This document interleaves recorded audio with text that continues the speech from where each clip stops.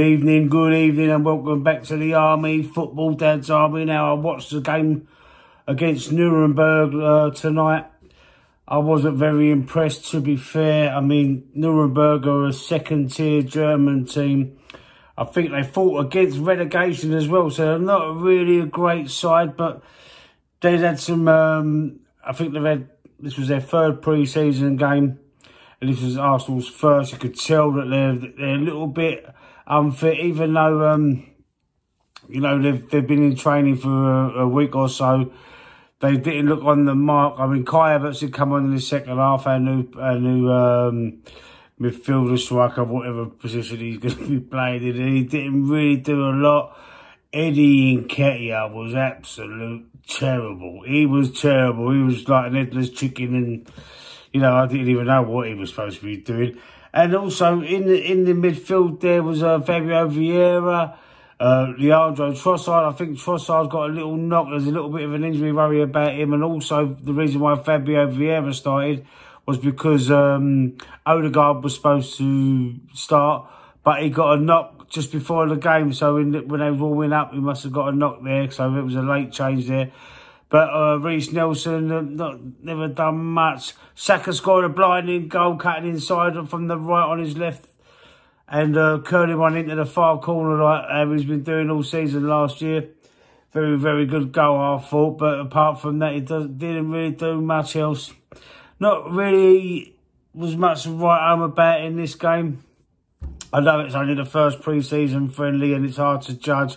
You can't really do much judging. Kiwior played in the sort of a pivot with, double pivot with Thomas Partey.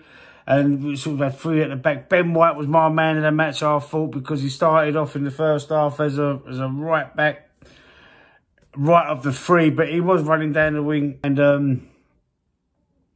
you know, trying to cross in, which he's done so successfully last season with his 6 assists that he got in the Premier League. Yeah, I think he was my man in the match. In the second half, he moved over to the centre half, or centre back, however you like to say it. And he stayed on until about the 70th minute. I think he come off with 20 minutes to go. Also, Ethan Nwaneri and a couple of the other young bloods come on.